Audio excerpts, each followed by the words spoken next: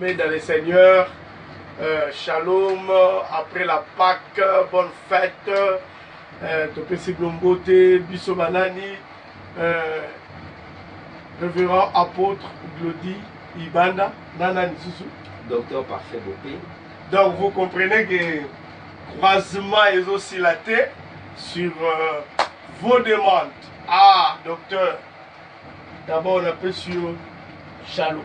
Shalom, shalom, shalom, pe ba internaute nyonso, ba abonné, ba abonné, followers, ba obaza scotché na Fogo TV, na Fogo TV, pe na ba moyen nyonso oyo nzamba pesi pour que message we comme la ba. Il faut informer Bino que c'est votre émission croisement. De l'autre ça na libanda comme d'habitude, de l'autre on va faire une installation na biso ya Lubumbashi. Merci donc. Merci min hospitalité. Pamboli nzambe poto ya mami lelo na plateau. Ya Fogo TV Lubumbashi nzamba pambola okatanga mobile. Oui, na libanda climat ezo permettre ya otoza nakati. Topesi bino mbote de partout où vous nous suivez. Toza na sengo makasi ya koyeba ke ndenge bozo landa. Na ba question, na ba requête, na ba sujet au bozo tinda. Par exemple, le sujet à l'élo, merci la bande de Afrique du Sud, Wilson Zamba Pambolayo, sujet, Olobi, na lukaye. Papa, nous avons parlé avec vous sur les prophéties sur les nations. Prophétie, il y a Israël, prophétie, il y a Église, prophétie, il y a païen, nation. Mais, question où est l'Afrique du Sud, des fois, Wilson a dit, papa, nous lisons aussi la Bible. Tout le monde a fait ma prophétie dans la Bible. Mais toujours qu'on comprend dans notre. Nous avons voulu, docteur, aujourd'hui, pendant ta on Zamba Pesibiso, au fond la biso, na balandi nyonso, sur l'interprétation de prophéties bibliques. Bandela sous la définition de prophétie, et puis, pourquoi il faut pas interpréter prophétie? Prophétie, il y a des prophéties. Et ça, il y a des prophéties. Est-ce que c'est un souba interprétant? À vous la parole. Merci beaucoup vraiment na balandi nyonso basa na nzambe ndenge elobami na apôtre Glody. Nous venons en fait tout ça la croisement za ya biso mibale karte meza pe ya bino, ça veut dire tozoya non pas pour na to lakisa mais pour to partager pe emema biso nyonso na avancement toza na baton ya suka. La prophétie ndenge tolobaki ezali dictée ya nzambe pour na kotalisa pensée na ye sur une entité. Et que vous allez pour la nation, et que vous allez pour Israël, et que vous allez pour l'église.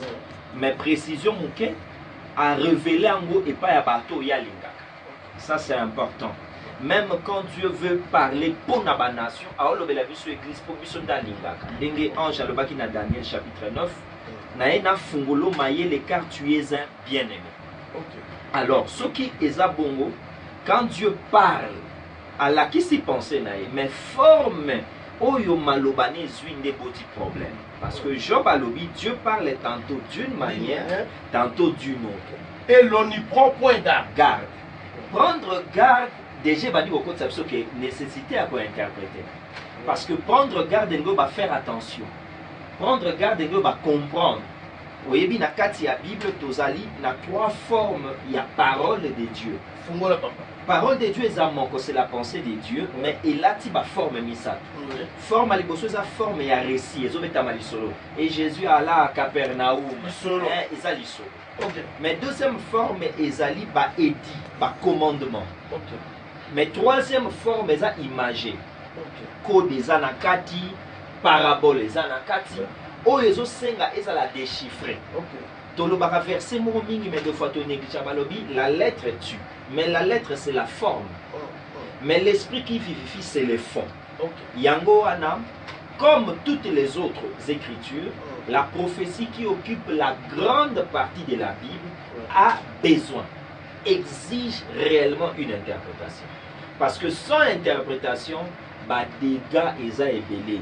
Oui, docteur. Oui. Est-ce que na royo kayo déjà nga na bangi.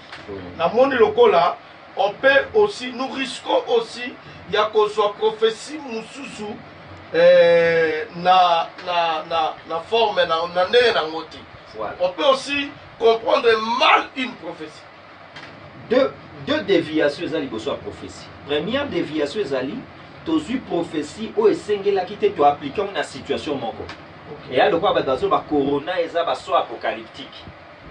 Quatrième saut. Eza déjà quatrième saut. Corona eza kutu marque de la bête. C'est que moté déjà azolo ba bongo azondima ke déjà qu'enlèvement. Donc à sali mauvaise application il y a prophétie.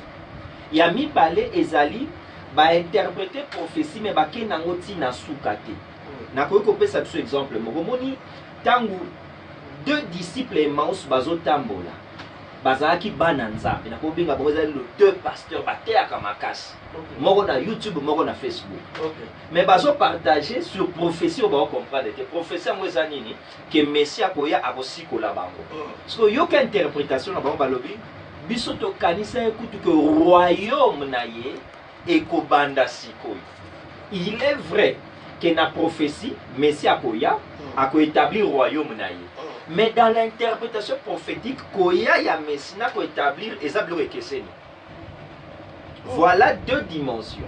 Ezali venu à Messie, ya yaki, mais ko établir royaume ezaki erwana na nuté. Parce que Nzambe na bomoy aye na sena mokili dans l'histoire na deux temps. Premier temps azui mwasi, mais deuxième temps aye na reine na ye. Ndenge moko ko comprendre na mosko to se poser question soki Yesu abimela ba disciple Emmaüs c'était. Azongisa bango na nzela oyebi bange basala nini rababunga bange basala l'église de Jésus-Christ qui a échoué. L'église de Jésus-Christ qui a échoué parce que a établi le royaume ou bien bange baloba Jésus est venu biso to banda ko établir pour un royaume naza sur basali ensemble mingi ba imam nazoloba il y a beaucoup lelo de groupements religieux pseudo-chrétiens au baloba qui enlèvement ezate paradis na biso yango et où tu vas une mauvaise interprétation prophétique. Ezakutuna moko appelle sa date 1977 qui enlèvement et que Salema. Fin du monde au Salema pour le lot comme en 2020 tipango pa kufa siko to comprendre donc bien aimé et kotisibiso la première crise. Donc voilà. Déjà comme on a que un prédicateur comme nous dire que le corona qui est venu c'est déjà le quatrième saut. Dans la monde on dirait Tozana première crise des années parce que vous avez dit autrefois il y a trois crises oyo ezako ketebiso ces trois crises sont liées au corona. Voilà. La première corona a révélé trois crises. OK. Où ils ont la quatre églises. Il y a Liboso, c'est la crise prophétique. Oui. Quand on ne comprend pas la prophétie déjà déviation ezali. Or, Tala Malam, Luc 11:52 lobby, malheur à vous, docteur. Oui. Vous avez enlevé la clé de la science. Et vous-même, vous n'êtes pas entré. Vous n'êtes pas entre vous-même. Vous empêchez. Et vous empêchez ceux qui le veulent. Yamona naye bisayo. Okokota lola karate polingi. Okota pe lola somta otambusayo ana lumière ya lola. Amen. Amen. Ça c'est très important. Il faut moter à Santa Calikola mapekani responsabilité à ba destiné à batuna maboko na yo. Okoyoko mema batute sika oyo komate. Bakobunga Moïse akomaka kanante asuka na désert au désert kande ya yebi. Pona na désert ayebi ke bafungolaka puis po basi bamela babalaka pe babotaka. Mate ya Moïse yango. Ayebi te po aliate ba vraisin. Asuka na mani yango na tiaka batu mani. Mais Josué oya kendaka aguta raisin aote ya batu raisin. Donc motei oyo lelo azoyebisa biso. Lobe banda ko bisa biso to bando lia 3 fois. Le confinement il est presque biso sur 3 fois. Ba biso pe biloko ezali apeti ezali. Bon nini parce que l'esprit du leader, du conducteur ce qui est côté na autre benga conseil céleste était moyen peuple oizo landaye et côté appelle la conseil céleste exact. Crise à liboso ce n'est pas comprendre la prophétie. Quand on ne comprend pas la prophétie, vous supportez dans le beloko très important. Vas-y. Bibliquement, il y a eu plus d'une année passée, tout le monde a une grande prophétie. Ezali nini, Jérusalem est comme une capitale politique qui a été d'Israël. C'est l'une de grandes prophéties. Mais et agité qui va tout. Et nini agité va tout. Corona, qui n'est pas une prophétie, qui n'est qu'un signe annonçant un message. Le Corona n'est pas un message. C'est un signe. Ouais. Mais Israël, capitale est comme à Jérusalem, et où est Tel Aviv. Ça veut dire que nous sommes passés à la vitesse supérieure. Ndenge bakumbi bazalaka soko komi na une certaine vitesse au monde ABS ezo chaboy. Frein automatique électrique ezo attention, héros yo moyen té. Ndenge moko depuis cela. Or to salarma qui te point parce qu'il y a une crise prophétique. Batu bazo continuer ko sepela na bilei ya Babylone. Bazo tala te que ça fait 70 ans toi na Babylone, il faut to banda prière na Daniel potobim. Bango balobi Dieu nous a élevés. Biso banani Daniel. Basuki ante babasi 3 bateaux sous basé élevé. Meshach, Shadrach na Abednego. Un et ça va combo mabe, ya opé sabana te. Parce que ça va combo na biso te. Combo babylonien. Mais ça élévation au Daniel mukola kola qui parce que même les prophètes il faut ba kola. OK. Ne bandela bo moi na Daniel a interprété à son élévation. OK. Tama koli ba c'est interprété à mi balabi roi garde tes honneurs mais au moins j'interpréterai. Wana mbalasma to expliquer ba tout que babomengo musuto simba relaxa bo mwana. Mukolo atazana nzala sepelaka na bombo mingi te. Bebisaka minu ekata kapeti. Azozela biloko a solo. Je crois que basal na nzambe to réaliser crise oyo. Crise ango kwesila longolaka soni. Yekola tuna parce que cette crise prophétique amènera à d'autres crises. OK. Cette crise prophétique amènera à d'autres crises. Homme de Dieu, serviteur de Dieu, servante Bozo Landabiso, danger ezalini. Corona et ningisi biso makasi et teisi batu makamu oyo fallait bater ate et bimisi makamu sous prophétie et commis dévier et que Dieu nous aide. Ouais. Nous devons bien interpréter la prophétie. Qu'est-ce qu'il faut pour la prophétie et à la interpréter bien? Amalgame et à la tête dans la confusion. Merci beaucoup. En tout cas, ça c'est une très bonne question. Donc, Pesakaka, moi, 3 éléments importants. Pour pourquoi interpréter prophétie, madame, maîtriser doctrine. Maîtriser doctrine. Doctrine, c'est quoi, papa? C'est l'enseignement.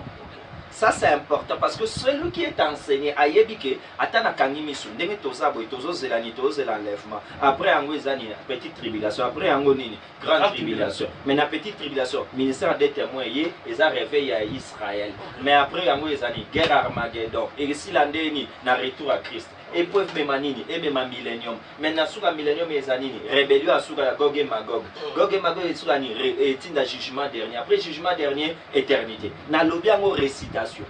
Ce qu'on a le récitation, dans la ligue, au bandera bisongo pour la balandi. Voilà. La lobara toujours balandi. Faya fogo TV balandi, baleke belé na kwazuma.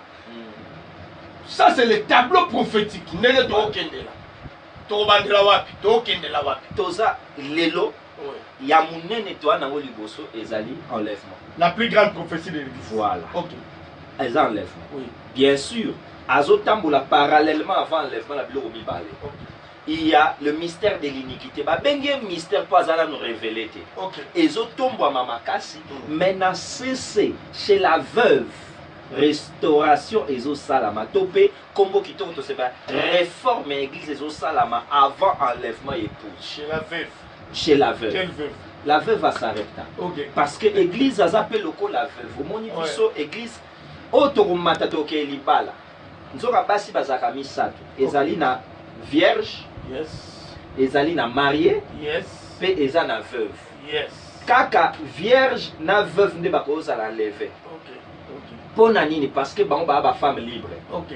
Yango wana komona vierge lokola mari, mais omona veuve lokola veuve va s'arrêter. Omona femme libre lokola Rahab. Ouais. Omona veuve lokola Tamar. OK. okomona veuve lokola Bathsheba. Voilà. Yom toza marié. Marié, ça veut dire attaché sous une autorité du monde. On a chance de nettoyer maté. Il y a moi c'est l'autre atikala. Moi c'est l'autre atikala, il peut être marié. Nous ne sommes pas contre le mariage, mais nous sommes dans la prophétie. Nous sommes dans un langage prophétique. Au langage prophétique, il y a aigle. Voilà. Ouais. Alors, enlèvement tant que ça là. Ouais. Église épouse accueillie. Tant de la grâce pour les nations et Syrie. Tant de la grâce est bandit pour Israël. So épouse accueillie. Azala kata fête. Accueillie la noce de l'année. Pendant 7 ans. Pendant 7 ans. Ok. Donc, biso ba vierge sage. Tonnet toi. Israël est Tigali. Pendant 7 ans. Oyo to benga période de tribulation. OK. Et kabwani na petite na moyenne na grande tribulation. Papa si na minyoko. Iniquité za sous mystère et comme révélé parce que l'impie est révélé l'antichrist. L'antichrist a monani boy. Les lois azana noté. Ouais, OK. Abandi ko régner ndache Marc 666 nde asali bokonzi na ye nyonso. Mais quand on a kodondwa nzamba kotika bi continuer kodondwa bongo te. Ndenge moko atikaka 39 jours na Goliath afinga Israël comme na 40e été. 40 bakoma te. Pour même mutasali mabe balobi bakobeta ye 40 coups moins 1. Gloire à Dieu. Nzamba kotika peuple na ye bakoma na 40 été, il doit rentrer. OK. Mais avant rentrer bitumba bozanga ni koyoka ni kozala. Nde yango ne boti guerre to binga guerre ya Armageddon. Armageddon est aussi là par le retour de Christ. Oyo akoya différemment na oyo enlèvement akokita physiquement comme roi. Akokita na wapi précisément? Voilà, akokita na Israël pour assisa bitumba Israël avec les nations. Oui. Or so bitumba sili il faut ofandisa bokonzi. Il fera de Jérusalem la capitale mondiale. OK. Déjà, parce que les trois grandes religions reconnaissent déjà Jérusalem comme la ville sainte.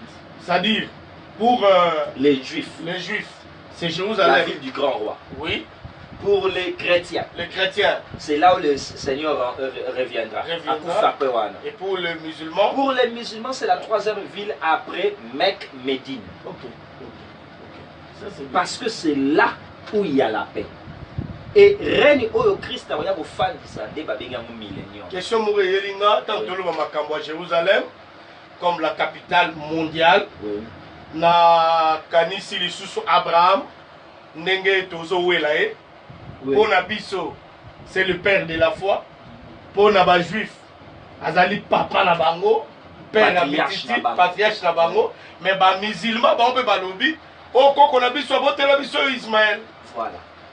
Différence c'est ça quand on est tout le bas dans l'émission na biloko appelle ça biso. Na biloko appelle ça biso. Déplace nos caisses. Merci. Tu continuer. Voilà. Après millénium. Millénium règne à Christ sur la terre. Oui. Et pendant règne wana na sukanango, il y aura une petite rébellion. Petite rébellion et sa guerre va venir Gog et Magog. Dans la rébellion, toujours. Le diable pendant millénium a kangami en prison pendant 1000 ans. Mais tant abimi, le mal habite en lui, à refant d'Akimiate. Nous sommes dans les livres de l'Apocalypse. Nous devons lire la Bible. Parce que c'est ça le premier élément pour l'interprétation prophétique. Il faut la parole de Dieu, la doctrine. La doctrine. Ok. Où on échange à côté. Après Gog et Magog. Gog et Magog, côté jugement dernier. Okay. Parce que tant que si guerre va habiter, il faut tout sambis. Après, on est au côté d'éternité. Merci. Donc, premier élément, on a interprété prophétie biblique bien, sans problème. C'est la doctrine. L'enseignement. L'enseignement, tu ça. Moi, tableau rapidement, il y a un événement eschatologique. Voilà. Papa, deuxième élément. Merci. Deuxième élément, c'est l'observation. Bible et lobby ou un évangile à Matthieu. Bozotalaka likolo bolwa lobby mbule bobeta. Apprenez pour ça. Et vous ne savez pas discerner les temps, les signes de ce temps.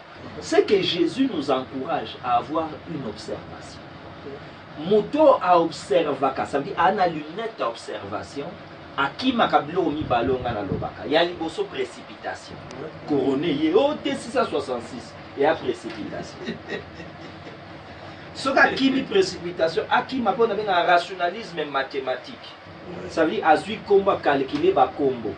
Kalezaka dux clarive et comme une vicarius filidei. Le comme une corona 666. On a côté les lamba pas. Te na côté les lamba pas te na linginde te bandeko nanga bayi bacha liboko na poche po evimba alors que na kati wana bache ba papier à pamba. So corona maison et bima 666. Boyebi ke ba combo ebele to bo bimisa 666. On appelle la mitunari docteur Nabi corona siko na hébreu et pesa peka et petaka ba chiffre wana. Corona pesa la combo ya mabeta et ya combo ça veut dire virus o ya corona. Ndenge Ebola, virus d'Ebola, les apo Ebola, les a village moko ya mboka na ngai République démocratique du Congo, kuna na Équateur. C'est ce monde. Donc observation c'est très très important. Sans observation, ils a passé. Et même en précipitation et même en déviation. Aux en doctrine, ils ont la Bible. Maintenant, au bimi, tu as observé. Parce que l'observation est une dans la prudence. En orbatin, ils ont bouillé et même une réflexion. Or, observation, ils ont la mesure, il y a troisième élément, c'est la science. Troisième élément, la science. La science. On a bien le savoir. Le savoir, la science, tout même un langage facile de technologie. Technologie. Na lengi na sunga bande ko belé lelo na ba WhatsApp to mona to mona ki cheval na mapata. Ma soeur, mon frère, elle dit kana yebisayo. Scientifiquement lelo, on peut reproduire plusieurs phénomènes au yoko bengango phénomène spirituel. Or ils a phénomène spiritualité, ils a phénomène juste scientifique. N'oubliez pas, il est écrit dans les Écritures que il sera capable de faire descendre même le feu. Les professionnels, ça veut dire que scientifiquement, le lobe va reproduire Marambébélé. Alors faites attention. Bota la kakatele na mona kiboui, et na mona kilikolo, on a moni nyamamo abimi na mai. Garde ta foi sur les Écritures. Amen. Le socle de notre foi, c'est la parole. Bâtis ta vie sur la parole de Dieu et non sur les phénomènes, tout ça. Donc science, observation, doctrine. La doctrine. Voilà les trois éléments qui facilitent d'interpréter les Écritures. Wana egosunga bisopo to faire face à la crise prophétique. Voilà. Donc deuxième crise, docteur. Corona, apôtre Glody Ibanda et Memi Bisso, tout décelé deuxième crise. C'est la crise épiscopale. Ça veut dire quoi? Je sais que Bassal et Ansame Mingi, compo épiscopal, il dérangera pas. On est au monde, le bishop, tout ça. Voilà. Dieu, dans les Écritures, a donné des ministères. Mais à part ce que Dieu a donné, les hommes aussi ont reconnu et institué des ministères. Des ministères. Le cola, ancien adiacre. Ancien adiacre. Ils ont parmi les 5 ministères, mais acte 6, Église, c'est acte 6, acte 6, 4. Mais Paul a été fan du sango bien et reconnaître l'office pour le fonctionnement de l'église. Mais au avance, on a Pierre a ekoloba bingana zo komela bino étant que ancien oyo Pierre a loba que ça ancien y a assemblée comme ancien y a ville. Comme malam ezali épiscopo, bishop, surveillant, presbytre, bishop onction. Alors, bishop ezali nani, azali ministre comme les autres ministres. Okay. Mais au bazo reconnaître l'icolo na maturité. À la maturité. Bazo reconnaître l'icolo na capacité de conduire et de fédérer les autres. Oui. Pour na une vie en ordre. Bishop. Aza lokola bishop. Aza lokola yaya yabaleki. Aza vient des ordres. Aza ancien na biso. Ok. Quand l'église doit faire face à la réalité où elle est sociopolitique, c'est là où responsabilité épiscopale est fait monal. Tu vois que l'on en désordre. Crise où elle a ici désordre, la crise, il y a ba baka. Il y a bambuta. ya ndenge biso to ba ya bakulaka boza wapi bon soki bakulaka baza crise ezalaki te na bakulaka tolinga tozala un na langage moko ata soki bamisu balinga bamona nde mona biso te me ngai ezala ebele te lelo toza na multitude d'interprétation ya makambo ya corona parce que il n'y a pas de gens au bakoki kotema babi voici le chemin bapaka boza wapi batata bakulaka boza wapi où êtes-vous fallait pas préciser biso que église fandakimia corona et aboé a préciser biso te bakoki kolobango o aza makasi alobi yango sur le plan prophétique mais bamisusu bakoki koloba mpe babi non omoni ndenge corona ezali voici ndenge tokoprocéder tosala boye tosala lelo bolimbisa mais tozala combien de live ebele tokota terrain wana te pasteur ya église à 200 personnes asali live balandi na 2 vues sikoyo ozomona te ke ya crise non peut-être bandimi bayebaki te to bazalaki na méga te to bazalaki alalaki c'est que stratégie ya kosala live eza adapté te il faut pas tout ça pour battre sur la salle. Docteur, est-ce que toujours dans le cadre de cette crise épiscopale, il y a un peu moutou et comme ici tout le monde des eschatologues. Parce que nous avons un sali, à terre à Bolingwanzambe, namoni après moi été. Tout me kako décrire moi la situation, bah de va supporter nous. Et il faut préciser que nous ne sommes pas contre les gens. Non non. Mais tout sungana. Tout sungana. Ngai naza pasteur, naza na 5 par exemple ministre oba na sa charge nanga. Na moni na live moko na moko sali live na yo. C'est que mot d'ordre na ngai ça te. Voilà la crise pour na bango naza évêque. Bandeko catholique na ebele ya makambo na bango to ko reprocher bango balobaka boye. Là où est l'évêque, c'est là où sera l'église. R.O. il fallait élaxer réellement.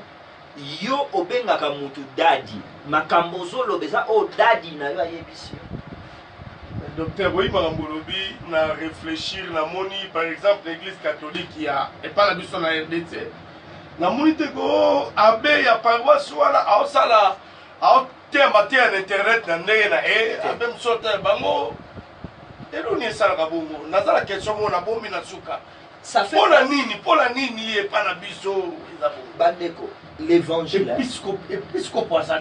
évangile eza bilo mibale eza vie mais eza pe culture toza na tondima yango na mwa déficit ya culture sacerdotale oyo peut-être bandeko misusu tomoni epa na bango mwa avance ya culture sacerdotale ezali yango wana omona facilement moto azwi telefone na ye alobaka chrétien alobi bapaster omtomona bino te mpona nini bosisi corona te mais ipara aza chrétien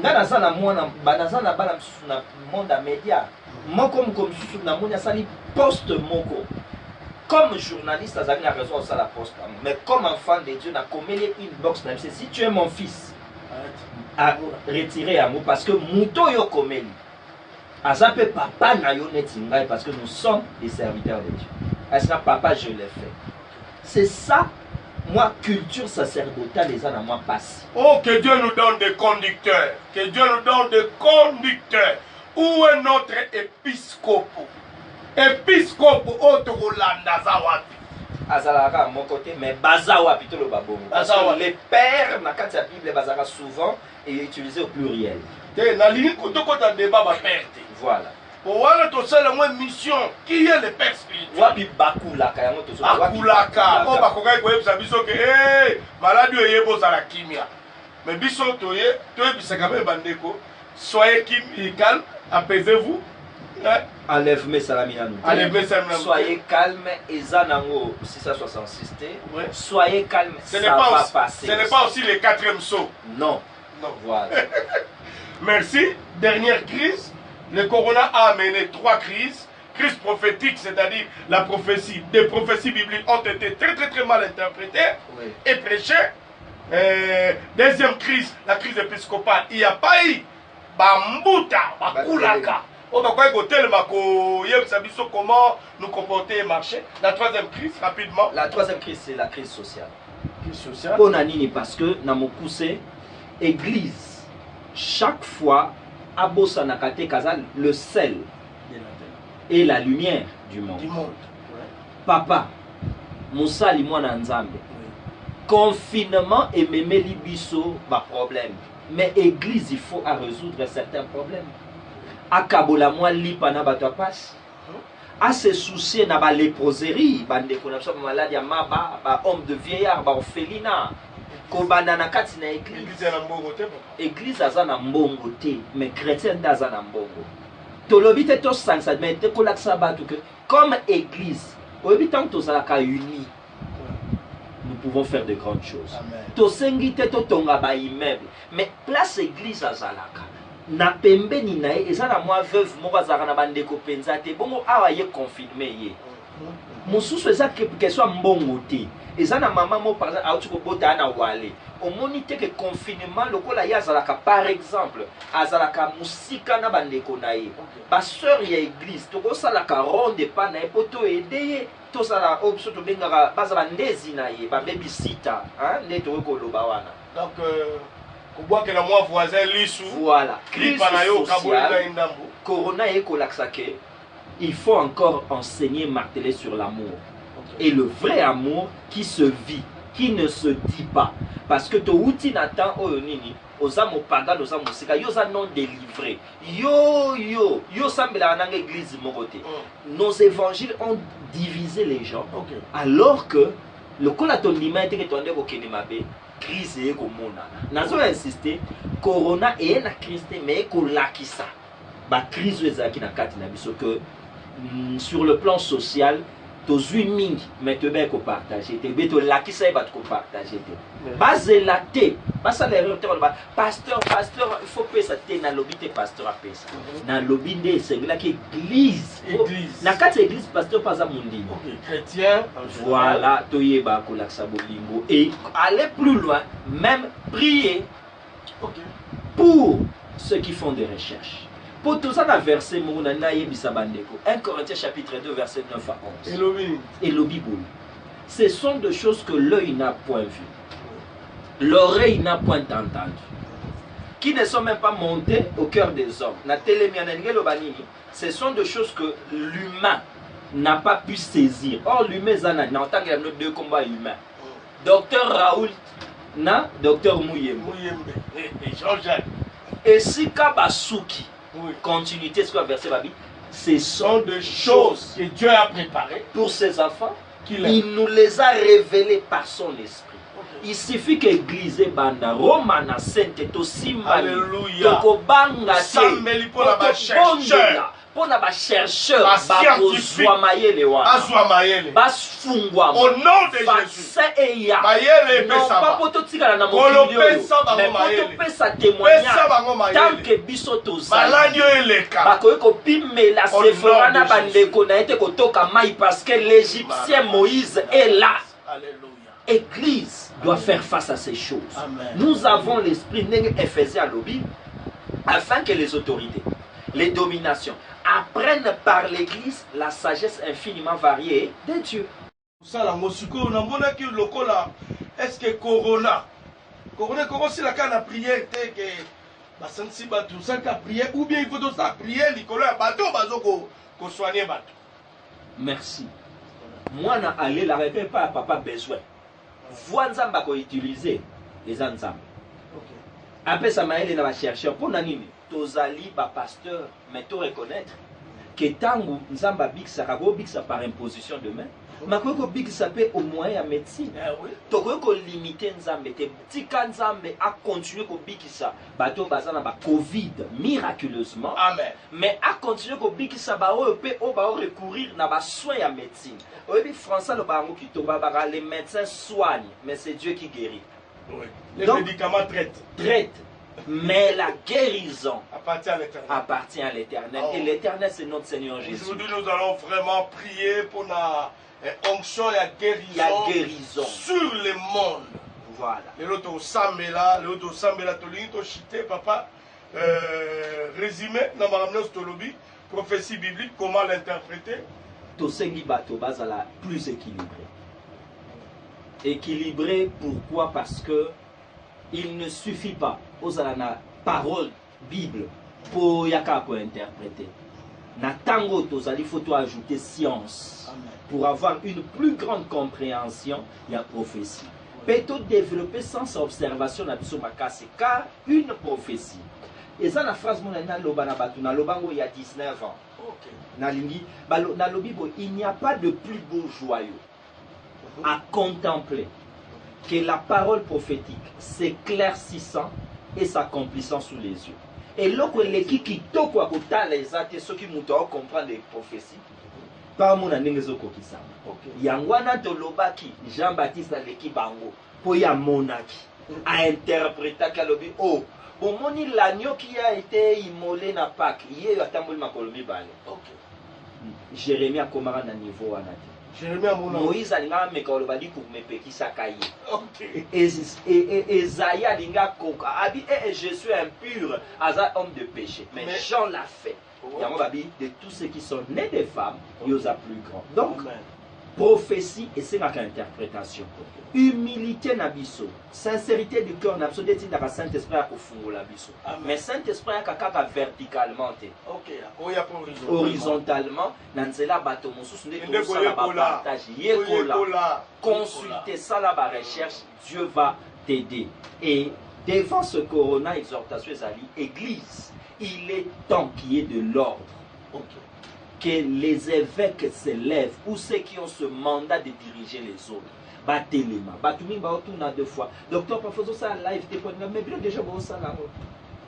Et ça suffit. Si on a besoin d'exhortation, on a lundi pour toi frère.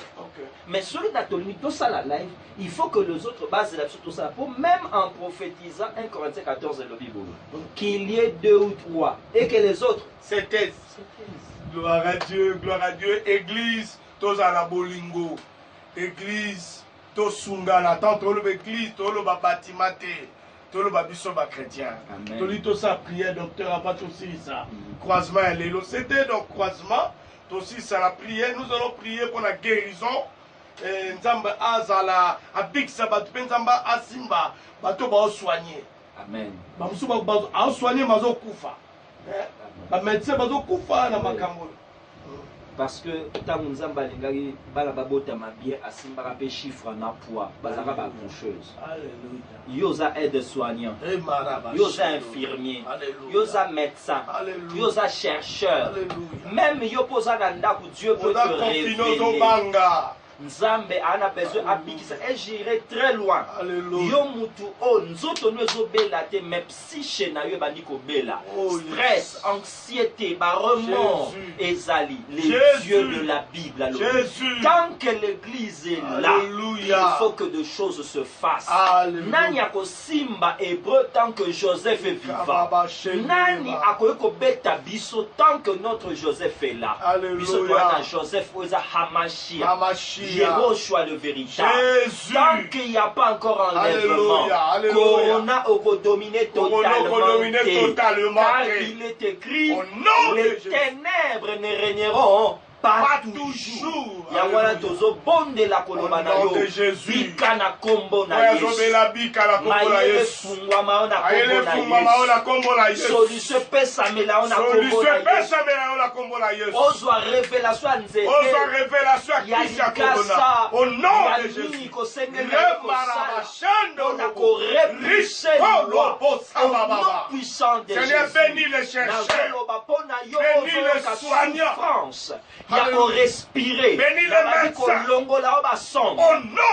Il y a qu'on longola ba prothèse. Alléluia. Il y a qu'on telemisayo na mbeto. Tika yo mutobiki. Reçois ton miracle. Tika message au transféré à mon andego mususu. Oh non. Il est pas bika na kombo na Yesu. Il est pas mon nkembo na kombo na Yesu. Amen. Il est pas sembo la mana kombo na Yesu. Amen. Je proclame la vie. La vie. Je proclame la gloire. La gloire. Au nom puissant de Jésus. Soyez bénis. Alléluia. Soyez bénis. Alléluia. Soyez bénis. Merci. Car notre Jésus Alléluia. est vivant. Alléluia. Amen. Amen. Gloire à Dieu, gloire à Dieu, gloire à Dieu. C'était croisement à partir de Lubumbashi. Révérend apôtre Glody Band avec Docteur Parfait. Bopé Tokutana. Prochainement. Branchez-vous toujours, connectez-vous, abonnez-vous massivement. Fire Fogo TV et Fo TV. Ciao.